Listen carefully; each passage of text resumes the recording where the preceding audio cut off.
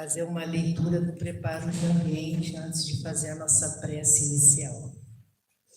Convivência familiar. Quem não sabe tolerar, não aprende a amar. Os teus familiares são as tuas lições imediatas. Sem paciência, o menor problema adquire proporções imensas. Aprende a ceder em favor da felicidade alheia. Não agridas verbalmente aqueles que convivem contigo. A gentileza abre portas há muito tempo cerradas. Não transformes o teu lar em cadinho esfogueante de aflições voluntárias. Torna mais aconchegante o teu ninho doméstico. Seleciona os assuntos de teus diálogos familiares. A família é o teu primeiro compromisso com Deus. Então, meus irmãos, vamos elevar nossos pensamentos, que vocês possam estar aqui desligados dos seus problemas e aflições, com o coração e o espírito aberto, para receber as instruções que hoje serão dadas aqui. Querido Deus de infinita misericórdia, Jesus, nosso Mestre, espiritualidade amiga, nós vos agradecemos por mais essa oportunidade de aprendizado, de estarmos aqui hoje, não só aprendendo, mas recebendo os fluidos mais benéficos da espiritualidade. Também, não só a nós encarnados, que também se sintam aconchegados e acolhidos, os espíritos desencarnados que aqui também vêm para serem instruídos e receber os seus fluidos. Que possamos agradecer tudo o que temos e somos, que possamos agradecer também os problemas que enfrentamos, pois eles nos fazem amadurecer e termos mais coragem para enfrentar o nosso dia a dia. Que possamos, ao final deste dia, desta palestra, levarmos bons ensinamentos, mas não só guardá-los dentro de si, mas aplicá-los diariamente com muita paciência, resiliência, amor e compaixão. Que assim seja, graças a Deus, damos por aberto os trabalhos de hoje. Mais uma vez, bom dia a todos. O tema da nossa palestra hoje é Família, o Laboratório Divino do Amor. O nosso palestrante, Eugênio Correia. Bom dia, meus irmãos e irmãs dos dois lados da vida. Eu não tenho, infelizmente, clarividência. Para alguns, infelizmente. E quem vê, às vezes, fica muito preocupado com muitas coisas que vê. Mas se eu visse, eu diria o seguinte: o auditório está repleto. A minha visão só permite que eu veja o físico, mas sempre que aqui estamos ou em outra casa de caridade e amor, a gente sabe que muitos, além daqueles que nos acompanham naturalmente, essas casas ocorrem para ouvir, refletir. E isso é muito visível para nós quando trabalhamos em mesas mediúnicas, pelo menos eu tenho essa oportunidade. E quando os irmãozinhos vêm, às vezes até os que aparentemente estão aborrecidos, né? Eles dizem assim: pois lá em cima, estou me referindo a uma casa que tem a parte de cima, que é onde estou. Lá em cima, ficou aquela mulher falando aquilo tudo, acabou que mexeu comigo, por exemplo, uma das falas, né? Aí, porque mexeu.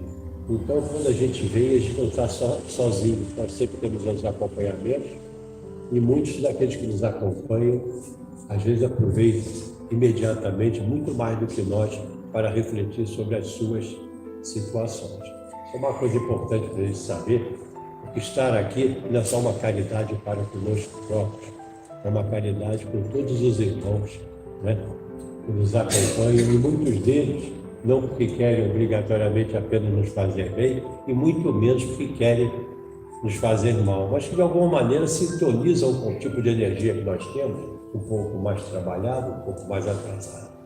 E vem na busca, nessa sintonia de também ouvir, né, alguma coisa que lhes interessa. Então, nós que falamos aqui, temos essa oportunidade dos estudos, não somos diferentes. Toda vez que a gente recebe um estudo ou que intuitivamente escolhe um estudo para fazer, nos é dito, eu acredito cada vez mais, que é porque nós precisamos mais daquilo do que aqueles mesmos que vão nos ouvir. Então eu gosto muito de uma frase, vivo repetindo em toda a palestra. Eu tinha acabado de fazer uma palestra, estava iniciando essa oportunidade de serviço, e um amigo meu, que se tornou bastante amigo, não era ainda tanto nesse momento, ainda estávamos nos conhecendo, ele chegou para mim e disse assim: posso te falar uma coisa? Não me leva a mal? Eu disse: não. Ele disse: os dois ouvidos mais perto da boca que falam são os primeiros que precisam ouvir. No primeiro momento, eu fiz um certo choque, porque o tema da minha palestra era manifestações orgulhosas. Ou seja, eu devia estar me sentindo, como diriam meus filhos mais novos, né? E ele, na sabedoria, seu avanço de caminhada, me deu esse toque.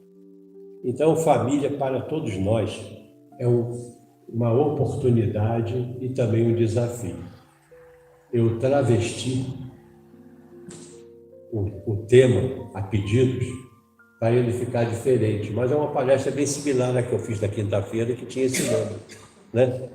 E não ficou tão diferente na essência, mas só na forma.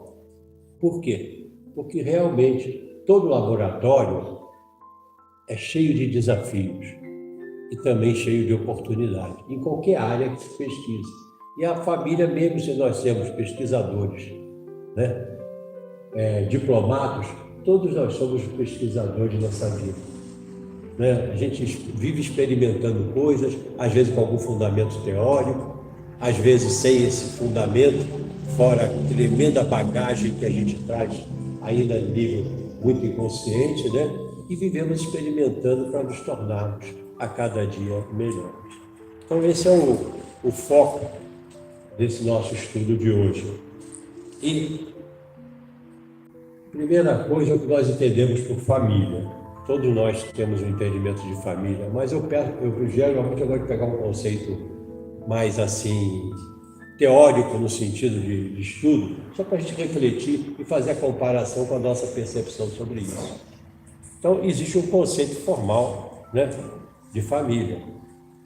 Diz aí, né? Designa-se por família um conjunto de pessoas que possuem grau de parentesco, ou laços afetivos, eu colocaria ou, na verdade. Aqui cabia o ou, por isso mantive. Mas porque e ou? Muitas vezes nós temos laços de parentescos consanguíneos, né? Nasceu de mim, né? Com o meu parceiro, a minha parceira, né? É um irmão, laço de parentesco. Mas nem sempre, infelizmente, esses laços de parentesco determinam a relação afetiva.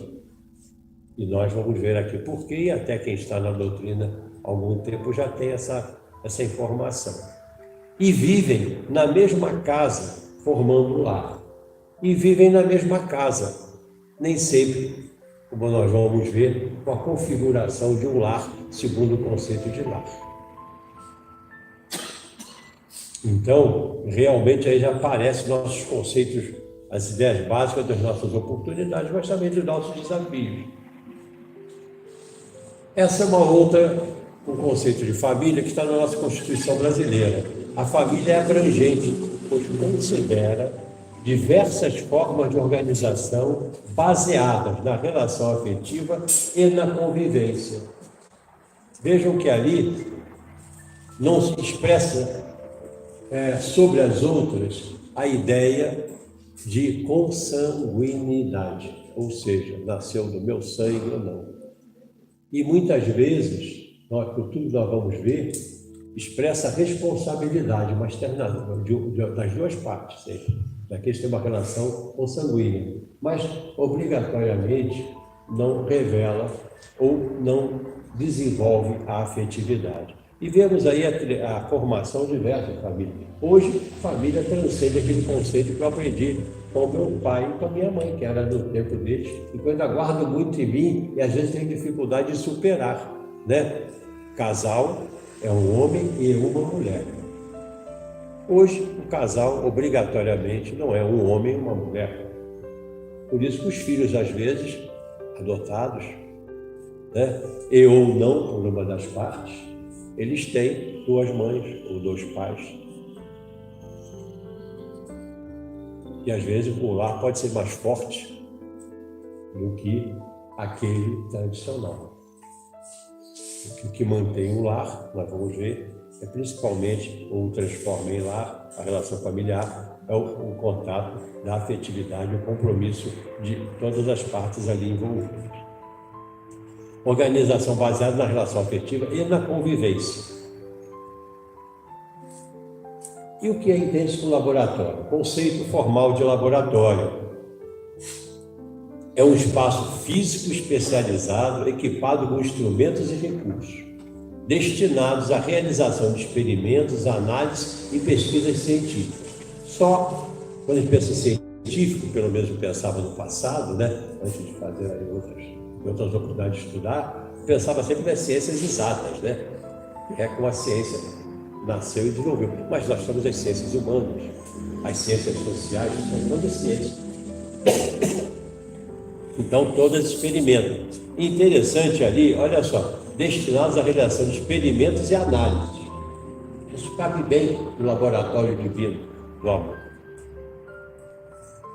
Aí, nós acrescentamos aqui, podendo variar em tamanho, é claro, e especialização, dependendo do tipo de pesquisas ou atividade a que se destina. No caso, nós vamos falar daquele que se destina ao laboratório divino do amor, que é esse daqui, ó. Gostei tanto dessa figurinha.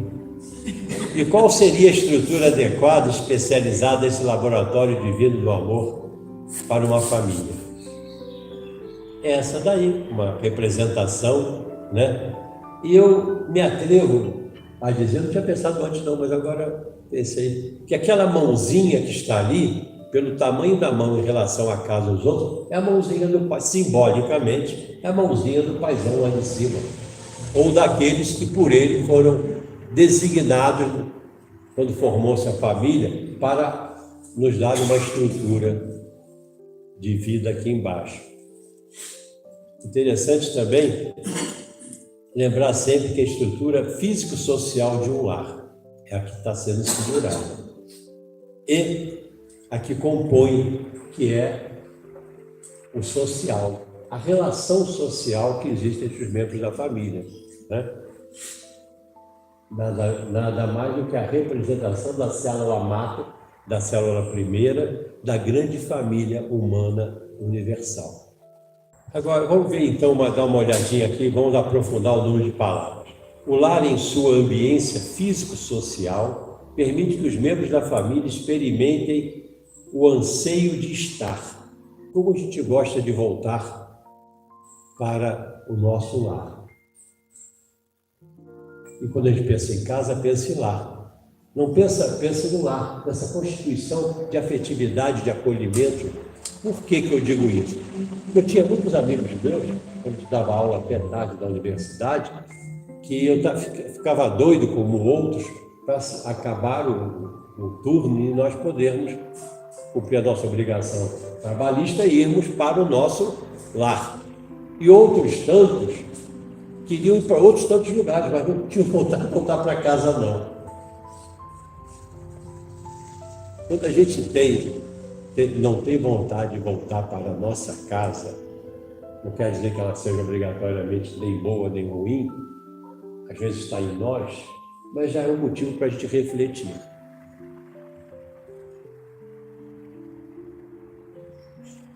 Meus colegas diziam às vezes para mim, e diziam para os outros que, como eu, queria voltar para casa rápido, vocês estão com medo da esposa, né? Bom, eu realmente tenho medo da minha esposa, tenho que revelar publicamente, né? Mas Não é por isso que eu queria voltar para casa, porque voltar para casa para mim sempre me fez bem. E o dia que não me fizesse bem, como eu digo para os meus filhos, quando eles foram crescendo, os que já são adultos, os outros que estão agora quase nessa posição de independência, eu repensaria se aquele era o meu espaço.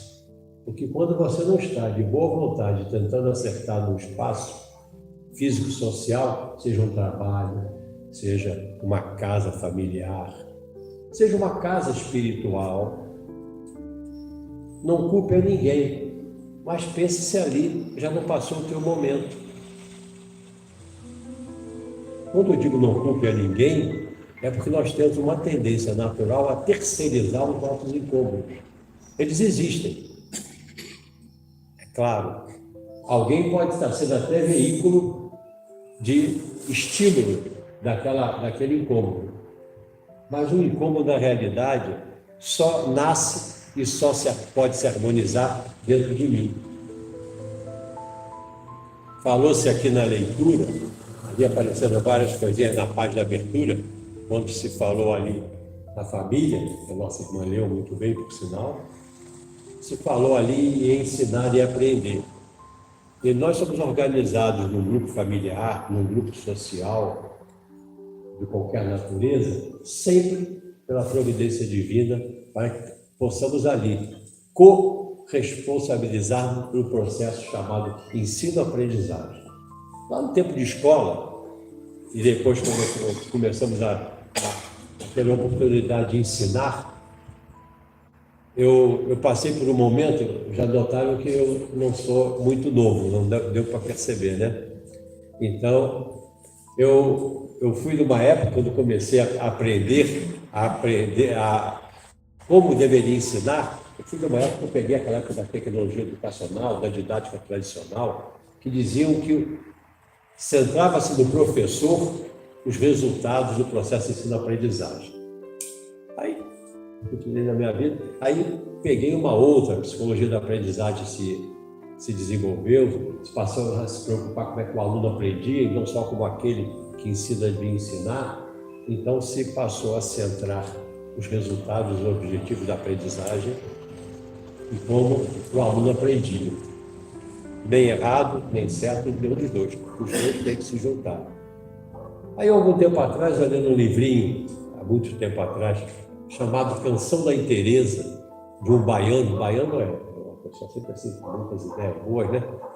É num trabalho que ele fez na conclusão da Universidade Holística, curso que ele fez de pós-graduação, e lá ele dizia, Clodoaldo Menechero Cardoso, esse que escreveu esse livro, dizia lá o seguinte: os resultados, os bons resultados do processo de ensino, aprendizagem, não se centra nem no professor que ensina e nem no aluno que aprende, mas no encontro experiencial entre ambos.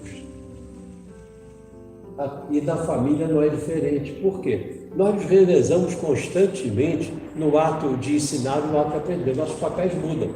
Quantas vezes meus filhos mais novos, o mais novo tem 18 agora, nesse mês passado, ele me diz coisas que me fazem repensar conceitos que eu tinha, que não são mais presentemente atualizados. Então eu procuro atualizá-los. Atualizá-los nem sempre é mudá-los, mas é olhar por outro prisma as coisas.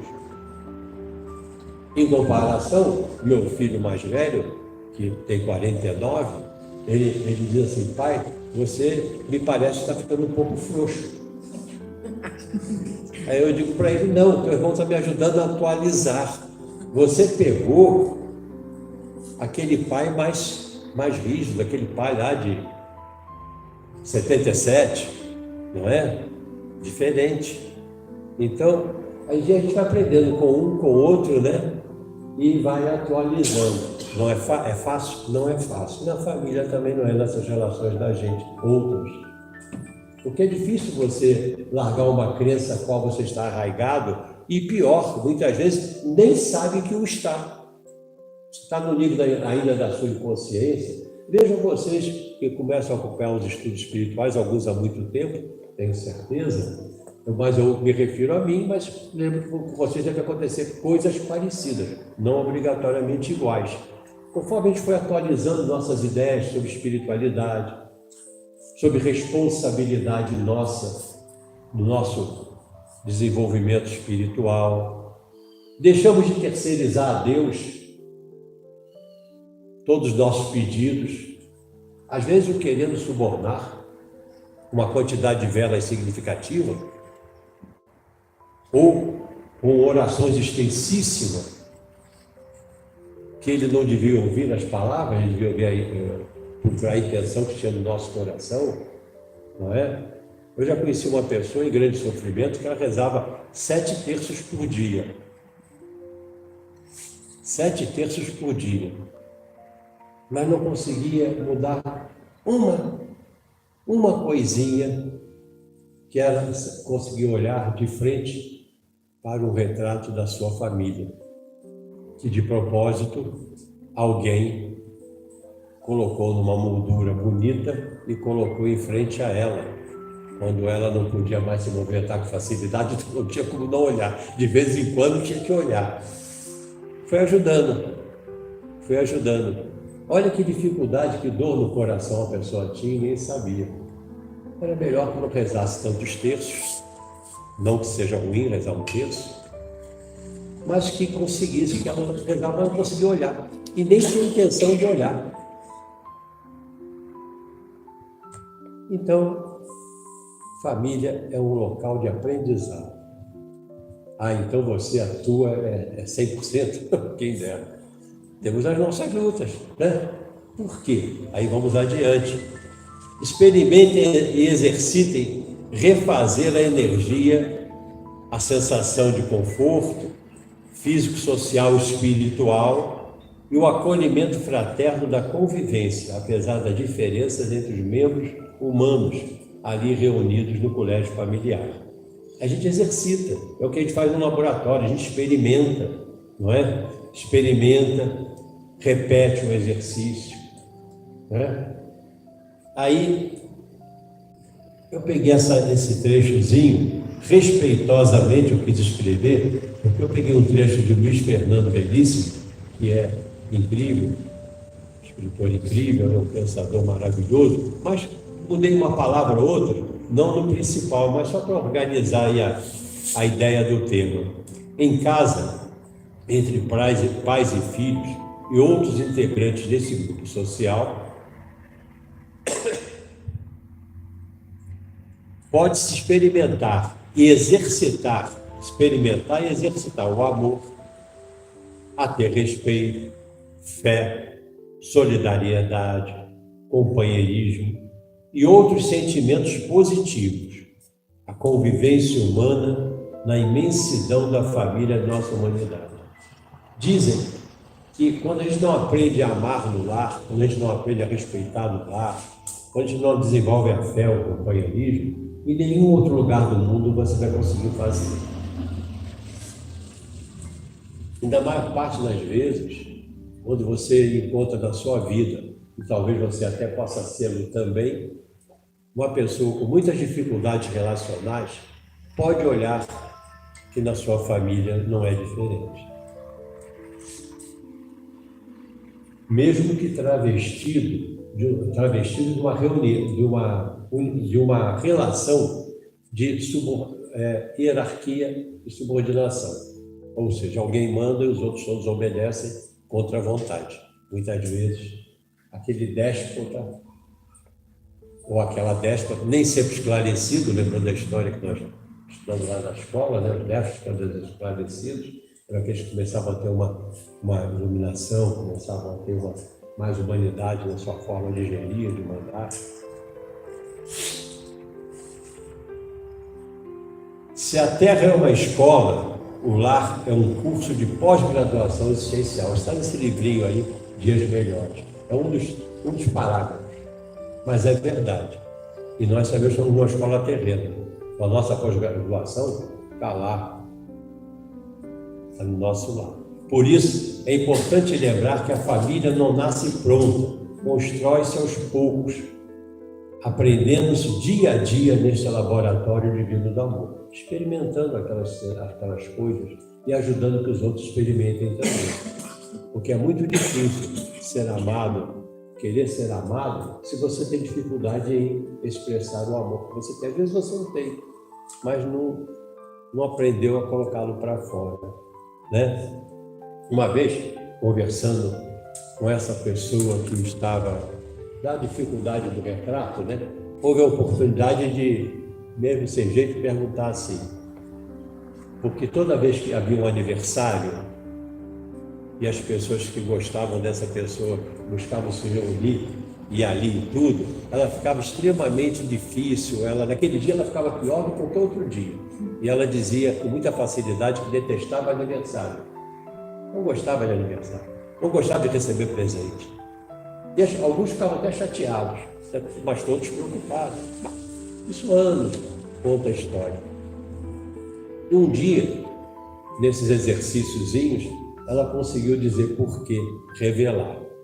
Era uma senhora que foi a segunda filha de 12 irmãos, queria ser freira, segundo a história que ela já contou.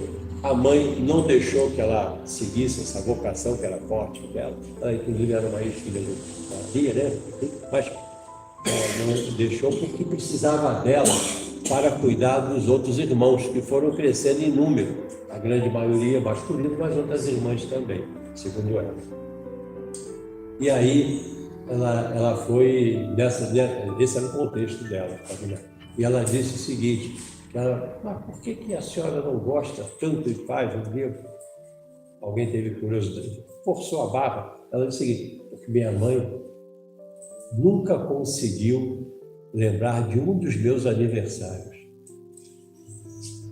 Aí diz que a pessoa teve assim uma intuição e disse para ela, mas também, né, olha por esse lado, a dificuldade que a sua mãe tinha de cuidar de todos aqueles filhos, naquela circunstância que você contou, que vocês viviam, e graças a Deus ela teve você para ajudá-la. Dizem que ela começou a dar uma olhadinha para a foto, começou a talvez atualizar aquela ideiazinha dela. Família, diz aí no SOS Família, família é um grupo de espíritos normalmente necessitados, desajustados, em compromissos inadiáveis para a reparação, graças à contingência reencarnatória. Os que estão conosco, como nós com eles, todos estamos exatamente com quem temos que estar, pela decisão divina de oportunidade de reparação, como também eles conosco.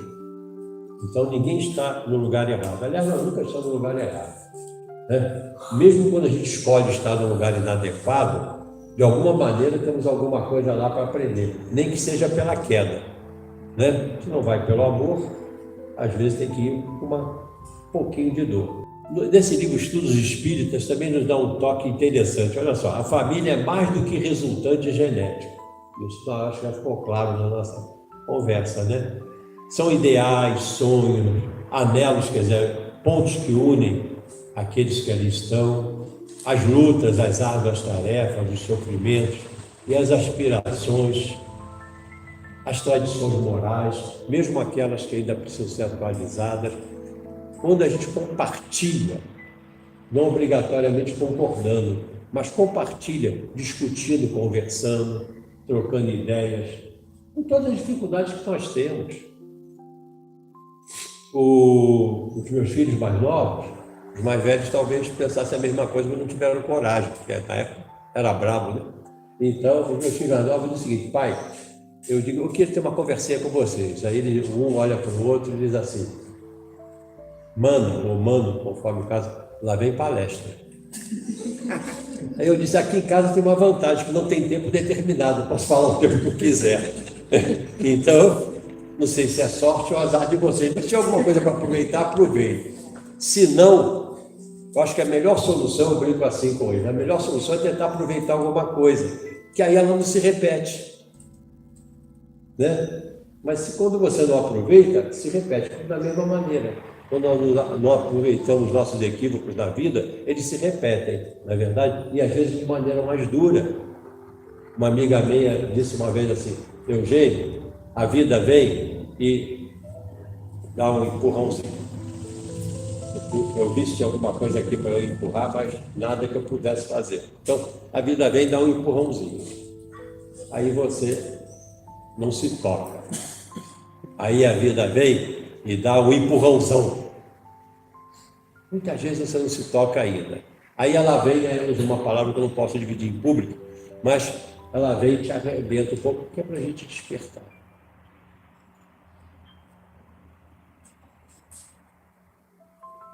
Como as famílias se constituem? Olha como eles montam aquilo que nós vivemos aqui embaixo. A nossa anuência no final, é o que nos é dito, a gente acredita. O colégio familiar tem suas origens sagradas na esfera espiritual, nós sabemos, né? Onde se reúnem todos aqueles que se comprometeram do além a desenvolver na Terra uma tarefa de fraternidade construtiva e definitiva, ou seja, vamos aprender a nos amar na possibilidade de cada um. Isso vamos carregar como nosso grande resultado das nossas encarnações. O negócio é montado lá. Eu não imagino, quer dizer, eu faço minhas fantasias assim, como é que é organizado aquela coisa assim, parece reunião familiar, quando você vai decidir alguma coisa para o final do ano, ou uma festa, alguma coisa que a gente tem essa vontade, ou vai combinar assim, deve ser assim lá. Olha, a nossa proposta é que ela venha como sua filha. Ah, não quero mesmo. Quero mesmo. Olha, e ele vem como seu esposo. Deus me livre. Eles devem ter uma dificuldade louca lá em cima para resolver esse problema. Já pensaram? Todo mundo reunido assim? Quero ou não quero? Vou ou não vou? E aí eles vão levando a gente no papo, numa boa. A gente também está cheio de preocupação em corrigir coisas do passado. Bom, meu gente, quando a gente chega nesse ponto, eu até separei aqui uma coisinha para que a gente se lembrasse. Livro dos Espíritos, questão 990. Kardec pergunta aos amigos espirituais: o arrependimento se dá na vida física ou na espiritual? E eles respondem: na vida espiritual, mas também pode ocorrer no estado corporal, quando bem compreendeis a diferença entre o bem e o mal. É o que a gente está procurando nas casas espíritas, né? Então lá a gente se arrepende do mal que fez alguém, se arrepende até do mal que por algum motivo permitimos que alguém fizesse a nós. Nós temos essa responsabilidade também. Aí, em 1991, Kardec insiste: que consequência produz o arrependimento na vida espiritual? Olha só se as famílias não têm a ver com isso. Desejar o arrependido uma nova encarnação para se purificar. O espírito compreende as imperfeições que o privam de ser feliz e, por isso, aspira uma nova experiência em que possa expiar as suas faltas. Ou seja, cada um de nós pediu,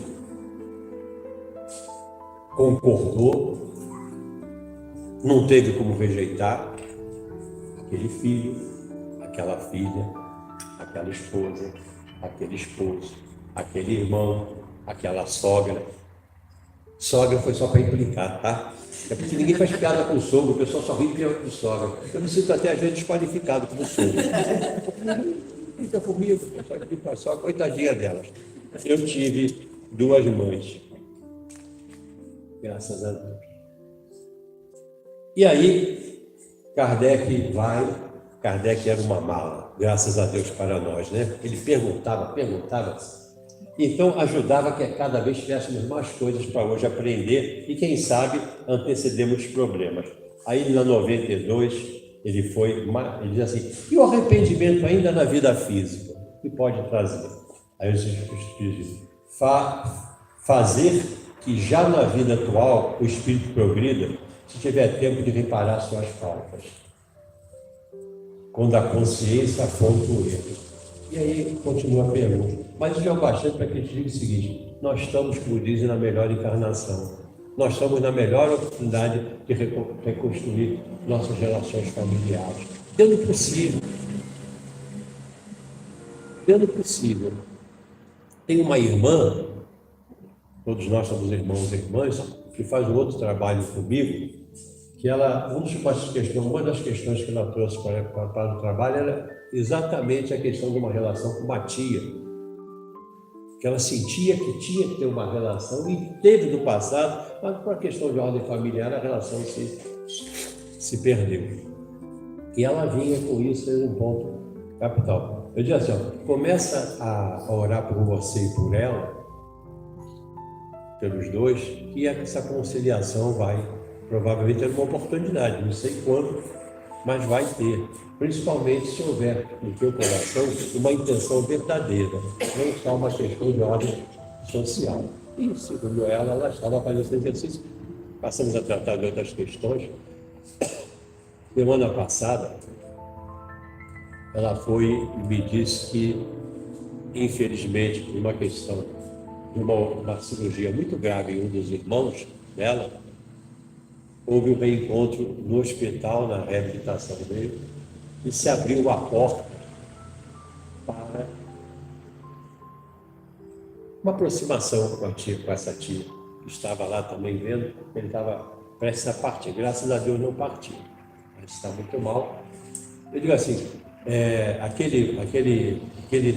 a frasezinha de Deus escreve certo por linhas tortas, né? Eu diria que a linha nunca é torta, mas ele sempre escreve certo. Os acontecimentos nos oportunizam isso. Nem sempre é um acontecimento como nós imaginamos. Numa reunião, um vai chegar e conversar com o outro. Às vezes é por uma dor, uma questão ou outra não positiva, né? Que a aproximação se faz. Eu lembrei de uma historiazinha, por acaso com aquela senhora, engraçado, aquela senhora está aqui hoje dando vários exemplos para a gente, né? Mas eu vou daqui a pouco falar sobre ela, porque no momento, se eu falar, eu acho que eu me emociono um pouquinho demais. O SOS Família, peço paciência com esse texto que é longo, mas ele esclarece com clareza mesmo como é que se monta as coisas lá em cima. Olha só, quando no plano espiritual despertos para o alcance dos nossos erros, olha a resposta aqui do Espírito de Allan Kardec, das nossas mazelas morais, conscientes de nossos compromissos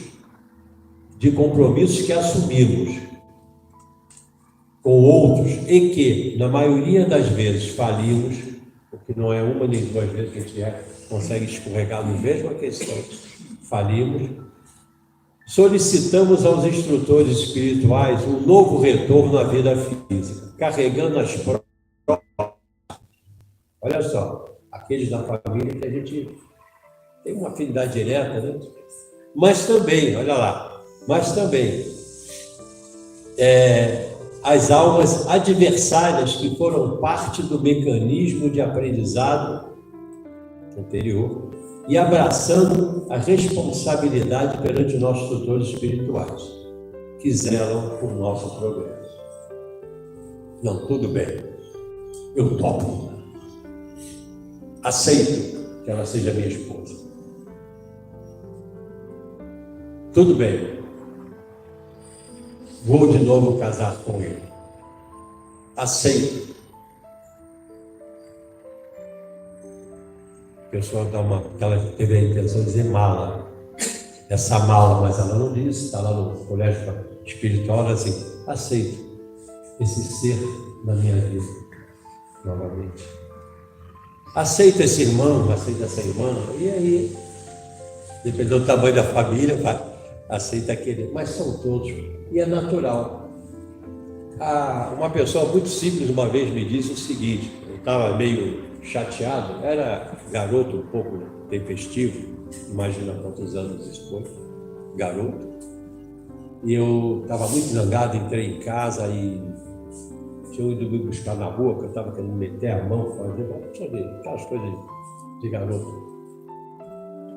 E aí uma pessoa simples, bacana, o meu pai ligou para mim e disse assim: aí, obrigado de novo, não sei o quê. Pois é, mas ele fez isso, aquilo, ele acha assim, não sei o quê.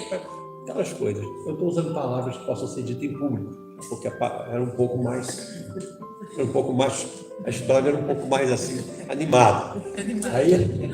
Aí eu fui e ele virou para mim, na simplicidade dele, também com palavras animadas, olha, não fica assim não. Toda vez que alguém estiver te aborrecendo muito, vê se o que está te aborrecendo nele não está aí em você. Eu ouvi, repensei, vi algumas possibilidades, não me lembro direito dos detalhes da época.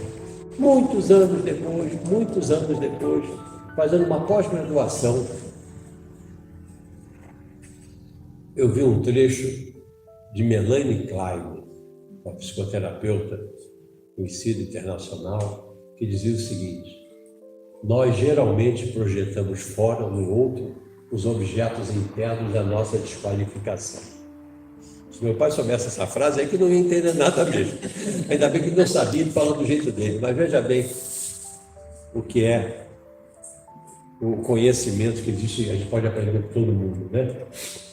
Ele disse de maneira direta da forma que eu podia aprender, o que ele podia dizer. Mas é importante, porque de lá para cá, quanto mais eu me sinto chateado com uma pessoa, mais preocupado eu fico tentando entender o que ela tem a ver aqui dentro e o que ela está demonstrando que eu tenho, e talvez tenha contido um pouco por uma experiência aqui e ali, etc e tal, por um compromisso. Nossa família não é diferente.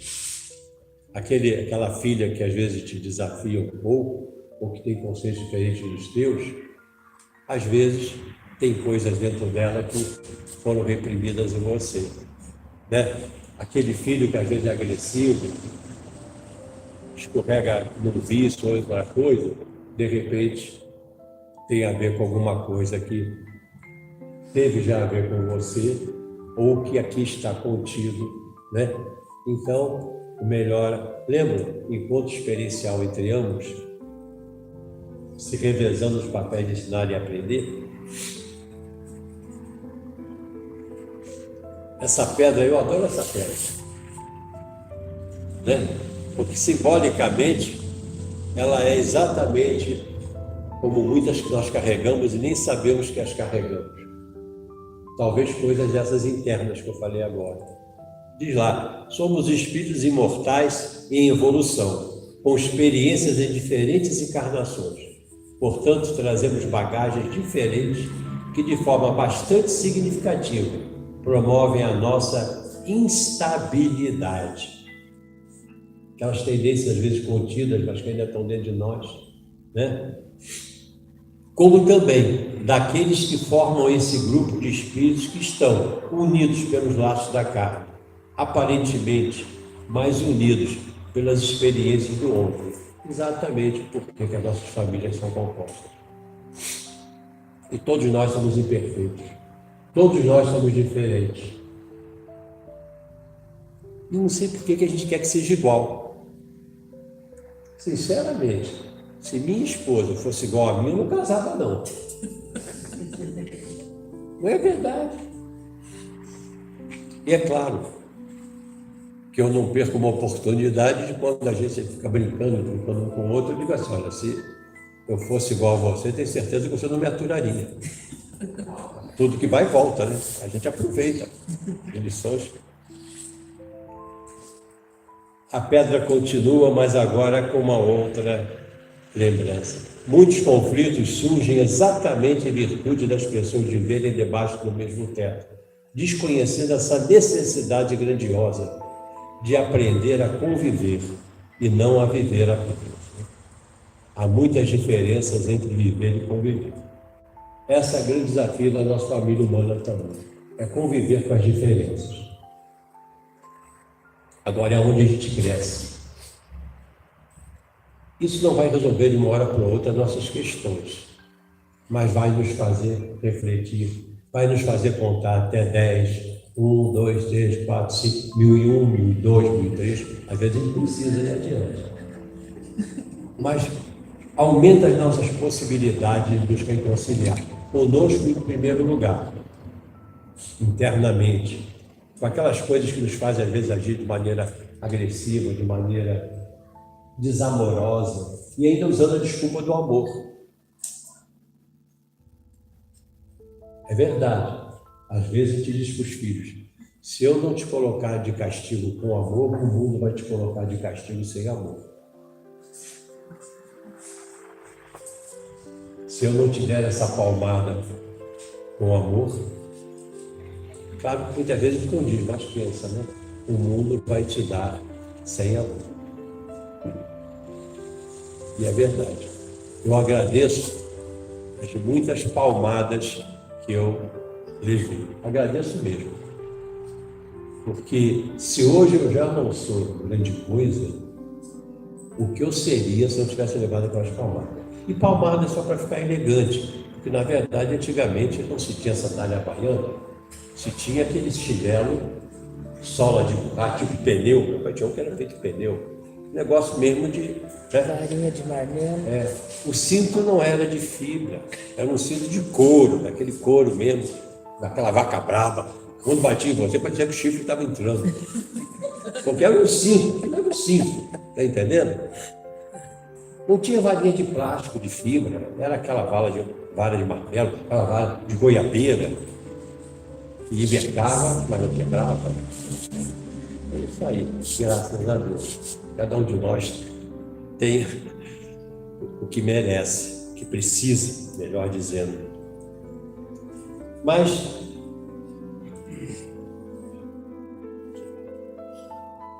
lembremos então de lembrar e nunca esquecer. É no ambiente doméstico que nos encontramos sob vários motivos: resgates, afeições, desafetos, principalmente missão. Cada um de nós está na missão de superar, pela parte que nos cabe, nossos problemas com aqueles que conosco convivem. Essa é a nossa missão. E cada um deles tem a deles em relação a nós, em relação uns aos outros. Então, nos fiquemos na nossa. Ou finalidade de estreitar laços que vão unir uns aos outros. Muitas vezes as coisas estão bem, mas é nessa família, das experiências dessa escola da Terra, que nós construímos na eternidade a nossa família espiritual. Lembremos também ainda de lembrar e nunca esquecer, pois esse ambiente de convivência contínua e de interdependência é, sem dúvida, grande desafio para exercitarmos. Olha o exercício: tolerância, paciência, haja paciência, compreensão, trabalho, o entendimento, o perdão, o aperfeiçoamento e a reparação. Principalmente a reparação. Porque não adianta a gente se arrepender se a gente não repara o erro. Imaginamos o que temos que fazer. Então, para encerrar, que eu estou ali contando uns minutos, eu vou fazer uma leiturazinha para que a gente lembre o seguinte: um trecho pequeno de uma fala que Joana de Ângeles teve naquele filme, a intérprete fazia o papel dela, para Divaldo Franco, da vida de Divaldo Franco, lá no finalzinho, que é uma fala que eu acho que cabe a todos nós, para a família, para todos os momentos de relação da gente. Ela diz: Divaldo, os indivíduos, os problemas e mesmo este mundo nunca existiram como nós o vimos. Só foram colocados em torno de nós para nos dar oportunidade de evoluir enquanto encarnados. A luta nunca é contra os outros. O tempo inteiro somos nós contra nós mesmos. O maior desafio da criatura humana é a própria criatura humana. Então, a família, estamos ali para lutar contra as nossas limitações, as nossas dificuldades relacionais, a nossa tolerância, a nossa dificuldade em amar, porque quem ama, ama independentemente do outro de volta te devolver o amor. Lembra o que fizeram com Cristo? Quando Cristo estava no finalzinho, o que ele disse: Pai, perdoai-os, porque eles não sabem o que fazem. E nós devemos exercitar esse pensamento. Porque quem está fazendo alguma coisa inadequada para você, na família, que é o nosso termo, ou em qualquer outra área das nossas relações, está porque está ainda equivocado. Mas nós que enveredamos nesse caminho de busca do autoaperfeiçoamento, né? A gente não vem em sua casa espírita para ser tratado. A gente vem para se tratar. Porque não esperem corrigir apenas o problema através de uma terceirização de responsabilidade. As próprias doenças, todas elas têm origem psicossomática. A doença como caminho, a doença como linguagem da alma, a doença como símbolo, são exemplos de livros que falam sobre isso. Metafísica da Saúde, volume 1, 2, 3, 4 e 5 agora, não sei se já saiu 6, que vão mostrando isso. E quando a gente lê lá o problema que nós temos, pelo menos assim aconteceu comigo quando eu descobri o primeiro, que foi a doença de Fabrício, a gente vê, quando fala das emoções, que a gente de alguma maneira tem aquelas emoções dentro da gente, nem sempre totalmente consciente delas, e que as alimentamos. O problema não é só tê-las, é elas alimentar. Então a família é o nosso grande laboratório de experimentação, para que exercemos o amor, que é aquilo que vai nos dar o sucesso da nossa encarnação, até onde cada um de nós conseguir. Então eu agradeço a oportunidade de refletir com vocês, porque enquanto eu estou falando e lembrando, não só do que está escrito por mim, mas daquilo que outros escreveram e que eu utilizei, e daqueles da minha convivência, que eu tive a oportunidade de saber as histórias, eu estou, na verdade, fazendo uma revisão de estudos, né? E não deixo de estar num curso, como todos nós, de recuperação nessa encarnação. Muito agradecido, bom dia para todos. E vamos trabalhar em casa, naquelas nossas relações, principalmente as nossas mágoas. E deixando de ser claro para os outros, naquilo que puder. Muito obrigado.